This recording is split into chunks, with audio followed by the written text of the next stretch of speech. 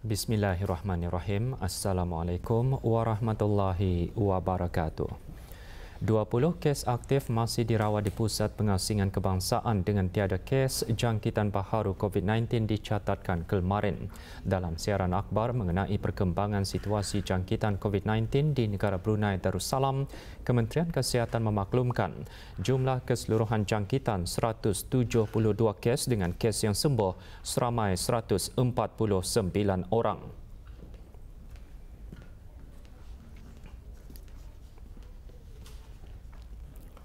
Kes terakhir jangkitan tempatan COVID-19 dilaporkan pada 6 Mei lalu iaitu 244 hari yang lalu, manakala jumlah kes import sejak kes jangkitan terakhir tempatan dilaporkan sebanyak 31 kes.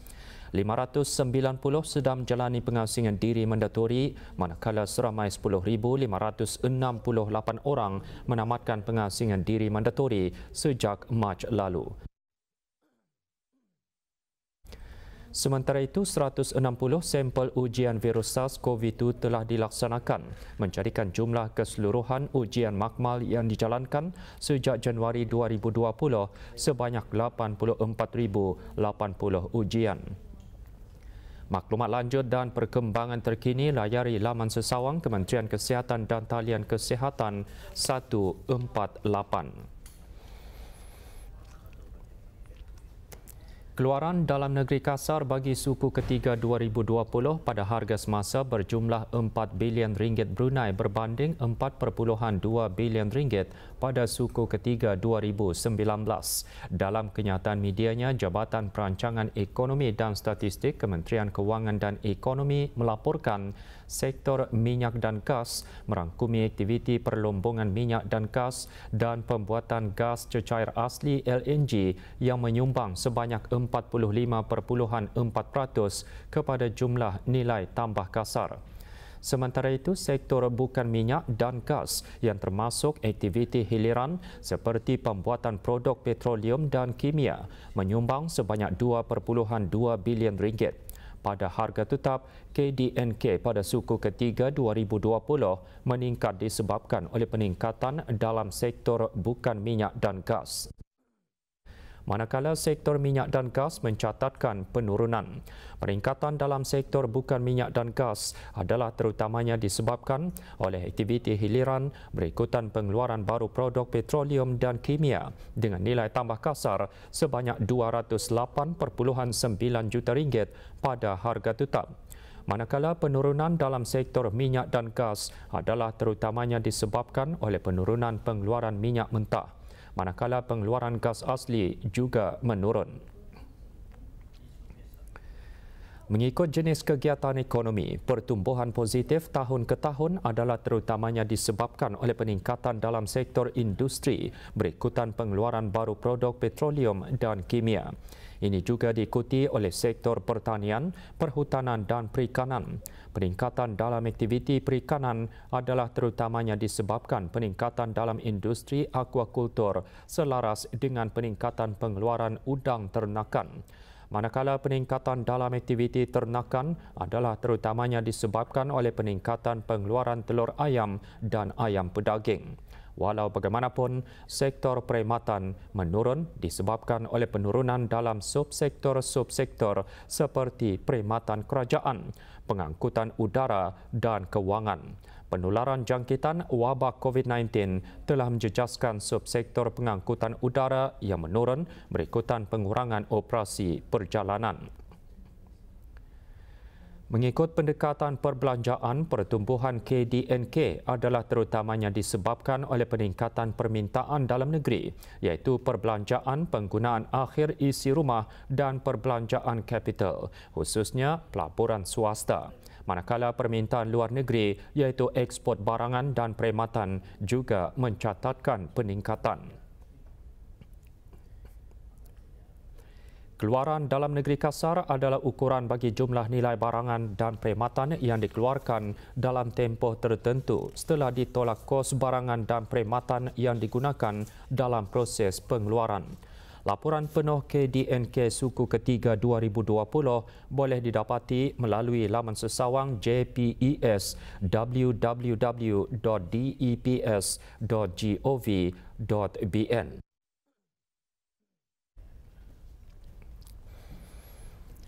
Negara Brunei Darussalam sedang berada dalam monsun timur laut. Pada lazimnya, semasa musim tengkujuh ini, keadaan cuaca tidak menentu dengan hujan lebat atau hujan berpetir sekali sekala berlaku. Bulan Januari pula adalah antara bulan-bulan yang merekodkan bilangan turunan hujan yang banyak dan jumlah turunan hujan yang tinggi.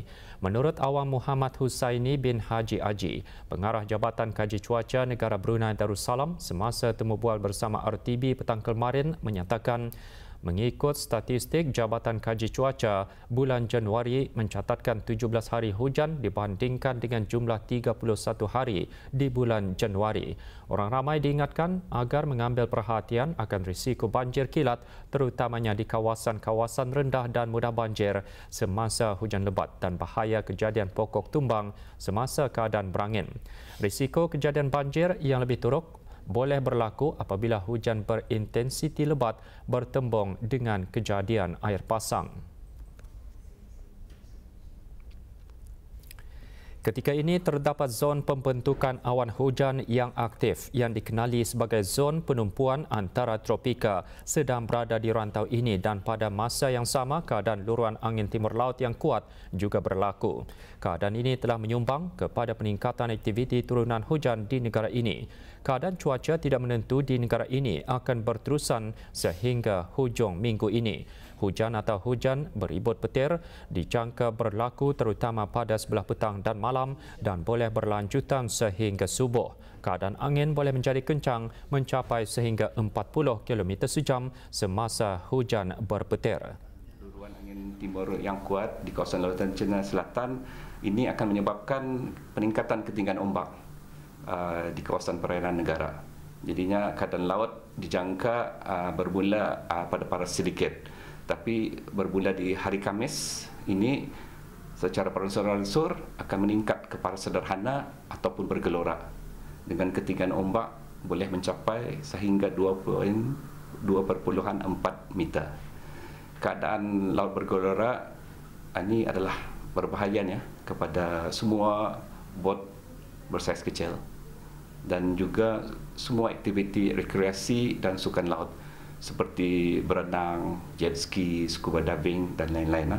Jadi para pelaut, orang ramai dan para pemandu jalan raya adalah dinasihatkan untuk sentiasa peka dan mengambil kira ramalan dan nasihat amaran cuaca terkini yang dikeluarkan oleh Jabatan Kaji Cuaca dalam membuat perancangan ataupun langkah-langkah awal yang bersesuaian untuk memastikan keselamatan. Jelasnya, jabatannya akan terus memantau perkembangan keadaan cuaca dari masa ke masa dan akan mengeluarkan nasihat dan amaran cuaca jika dan bila perlu.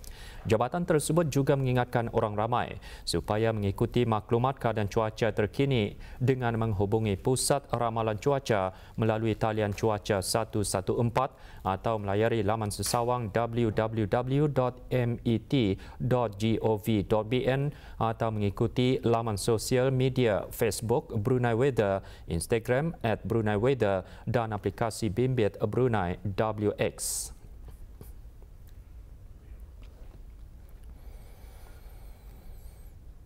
Kolej Universiti Perguruan Ugama Sri Begawan Kupu SB melalui Pusat Kajian Fiqh Al-Usrah akan mengadakan program Jaulah Fiqh Al-Usrah iaitu kuliah Fardu Maghrib dan Isyak secara mingguan. Program tersebut akan bermula 8 Januari ini hingga 26 Mac 2021 di beberapa buah masjid terpilih di ke-44 daerah.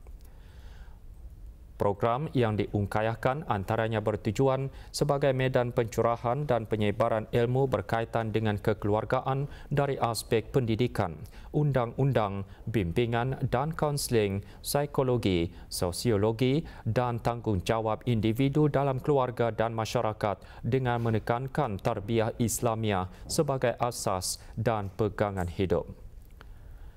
Maklumat lanjut mengenai program berkenaan hubungi Pusat Kajian Fiqh Al-Usrah Kupu SB melalui talian seperti yang tertera.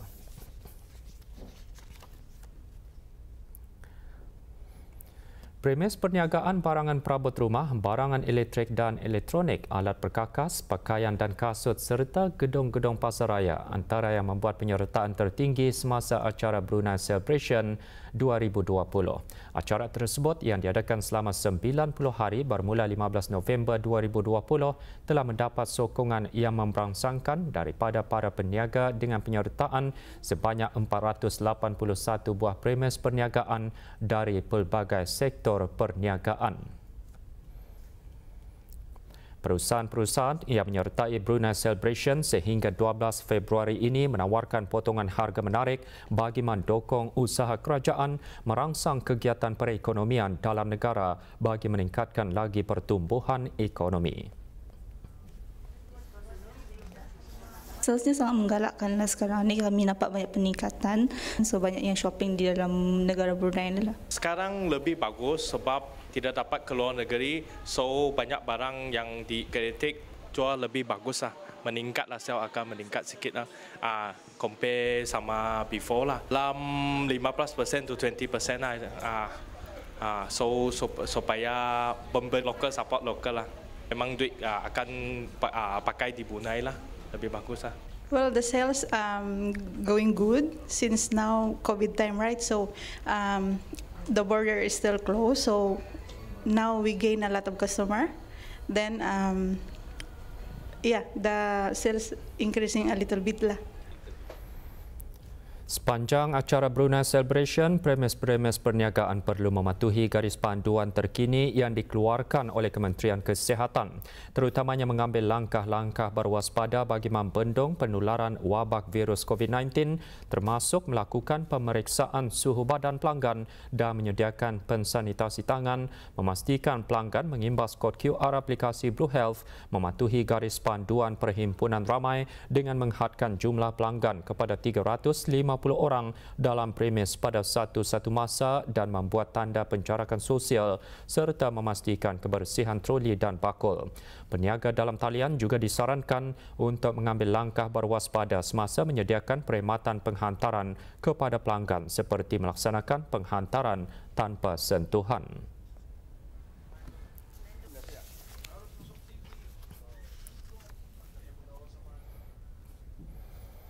Seorang lelaki warga negara asing berjaya ditahan dan 3 orang perempuan warga negara asing dikeluarkan PAS semasa operasi Langis yang dijalankan di 2 buah kawasan berasingan oleh bahagian penguatkuasa Undang-Undang Jabatan Imigresen dan Pendaftaran Kebangsaan Bandar Seri Begawan JIPK. Operasi Langis dijalankan 4 Januari lalu ke atas sebuah restoran di bangunan Abdul Razak Kompleks Gadong, Mukim Gadong B. Hasil pemeriksaan 3 perempuan warga negara asing dikeluarkan PAS khas untuk mengemukakan pasport asal.